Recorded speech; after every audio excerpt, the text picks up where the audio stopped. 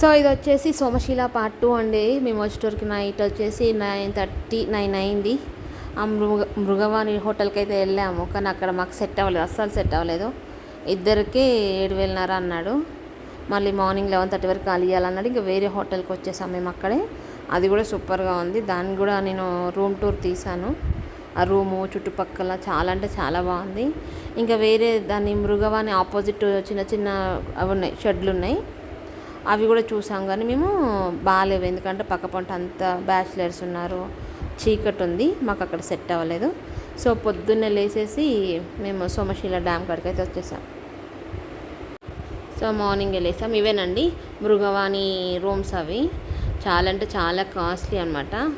Morning 11కి వెళ్ళాలంట. ఇక మాకు ఉండబుద్ధి అవ్వలేదు. మళ్ళీ ఒక పర్సన్ ఎక్స్ట్రా ఉంటే ఎక్స్ట్రా అమౌంట్ అంట. అవి కంటైనర్ షెడ్స్ ఉన్నాయి కదా, అవి కూడా అంతే ఉన్నాయి, 2,500 ఉన్నాయి అవి కూడా. ఇంకా మేము వేరే దగ్గరికి వచ్చాం. ఇక్కడ బోట్వి రేట్ అనమాట, మీకు ఒక పర్సన్కి 100 రూపీస్, రావడం పోవడానికి అయితే 200 అలా పెట్టారు. సో మేము వెళ్ళేటోరికి బోట్ రెడీగా ఉంది, కానీ మనుషులు లేరు. ఒక 20 మంది ఉంటేనే తప్ప తీసుకెళ్ళారంట బోటు. అందుకని 20 మంది దాకా వెయిట్ చేసాము. లాస్ట్కి అందరు వచ్చారు, 2-3 తక్కువ ఉన్నారు, కానీ 15 మంది దాకా వచ్చారు.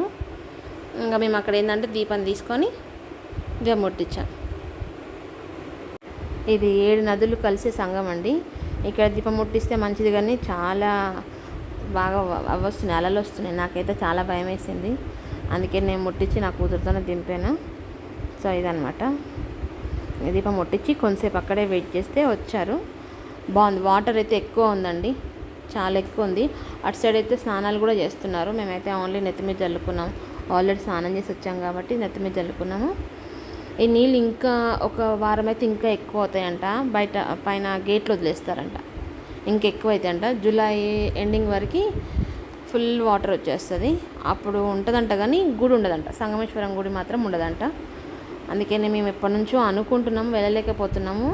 ఎప్పుడు చూడు నీళ్ళల్లో ఉండే స్వామి వారి దగ్గరికి వెళ్ళాలి అని అలానే అనుకుంటున్నాం. కానీ ఈసారి మా ఆయన పట్టు మరీ తీసుకెళ్ళాడు, ఆయనే తీసుకెళ్ళాడు ఈసారి. ఎప్పుడు మా ఆయనని నేను ఫోర్స్ చేస్తా, గుడికి వెళ్దాం, అటు వెళ్దాం, ఇటు వెళ్దామని.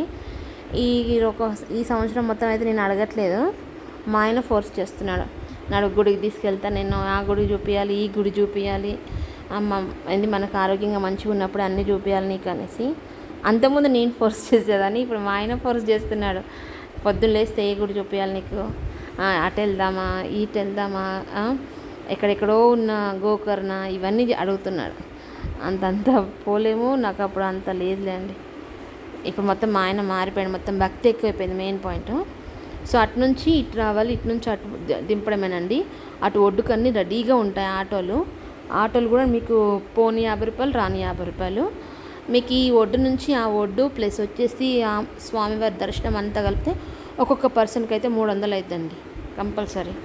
ఆ 300 వద్దు, మేము పర్సనల్గా వెళ్తాము, మా వరకే వెళ్తామంటే వాళ్ళు అప్ అండ్ డౌన్ ఛార్జీలు వాళ్ళే తీసుకుంటారు, ఎవరిని ఎక్కించుకోకుండా. అంటే ఎంతమంది 20 మంది ఉంటారు కదా, వాళ్ళ ఛార్జీలు తీసుకుంటారు. ఆటో కూడా సేమ్ అంతే. చూసారా ఎంత లోతున్నాయో నీళ్ళు, బాగా పారుతున్నాయి కూడా, చాలా స్పీడ్గా ఉన్నాయి.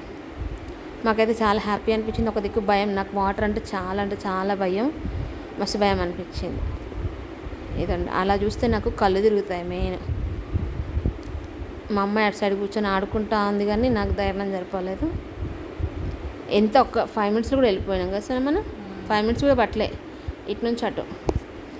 అక్కడ వాటర్ వదిలినప్పుడు పెద్ద పెద్ద షిప్పులు అవి బోట్లు పెడతారంట, అవి లేవు ఇప్పుడు ఏంటంటే ఇవి చిన్నవే ఉన్నాయి పడవలు. ఇందులోనే 20 మంది తప్ప తక్కువ వస్తువులు తీసుకెళ్ళారు. సో మేము అటు సైడ్ దిగిన తర్వాత టెంపుల్కి వెళ్ళిపోయాం. అటు సైడ్ ఆటోలు రెడీగా ఉంటాయి. ఆ ఆటోలు కూడా వాళ్ళు మినిమం 10 మంది ఉండాలి. వాళ్ళు కూడా ఒకరికి ఇద్దరికి రారు. ఒకళ్ళు వస్తే ఫుల్ ఛార్జీలు తీసుకుంటారు. వాళ్ళు 10 మంది ఉంటారు కదా, 10 మంది ఛార్జీలు తీసుకుంటారు. అదండి ఆటోలు, నేను జూమ్ చేసి చూపిస్తున్నాను చూడండి. అవి అనమాట ఆటోలు, 7 సీటర్ ఆటోస్ అవి. కానీ రోడ్ మాత్రం బాబోయ్ ఎత్తేసి మస్తు గుంతలు, చాలా బాగాలేదు రోడ్ అయితే. సగం వరకు అయితే మొత్తము ఈ ఒడ్డు నుంచి సంగమేశ్వర టెంపుల్కి 4 కిలోమీటర్లు అంట. 2 కిలోమీటర్లు మాత్రం ఎత్తేసి అదైపోయింది. ఇక్కడ మధ్యలో కూడా రూమ్స్ ఉన్నాయి, మరి అవైతే నాకు అంత ఐడియా లేదు. అది కూడా బాగుంది అసలు. మేము రావడం ఫస్ట్ టైం కాబట్టి నెక్స్ట్ టైం అన్నీ చూసుకొని రావాలి. ఫస్ట్ టైం వచ్చినప్పుడు అన్నీ చూసుకోలేమండి బాబాయ్. ఇదండి స్వామివారు. మేము అటు వెళ్ళి ఎంబట దర్శనం చేసుకున్నాము. చాలా అంటే చాలా మంచిగా అనిపించింది.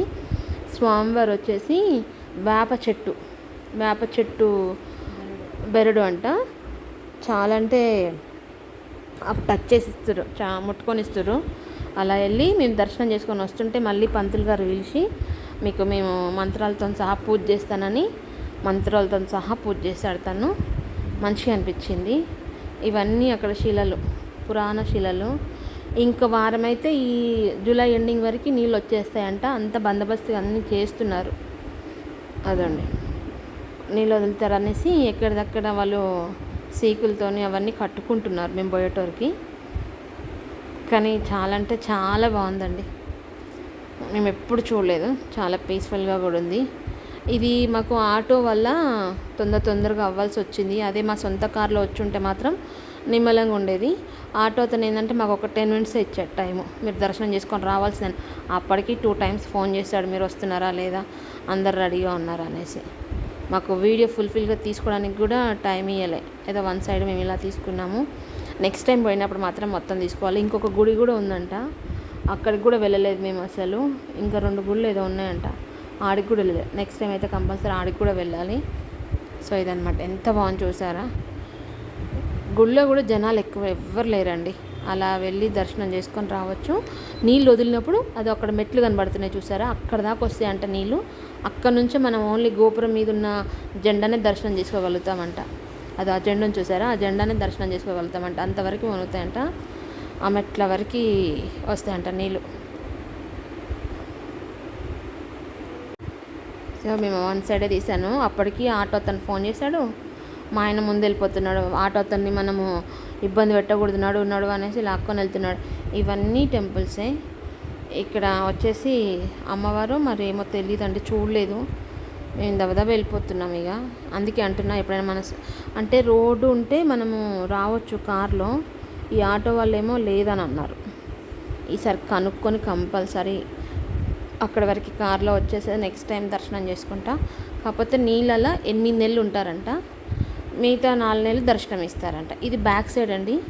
నంది అటు చూస్తుంది కదా, అటు సైడ్ శ్రీశైలం ఉందంట. మరి నాకు తెలియదు, అక్కడ అన్నారు అటు సైడ్ శ్రీశైలం ఉందంట.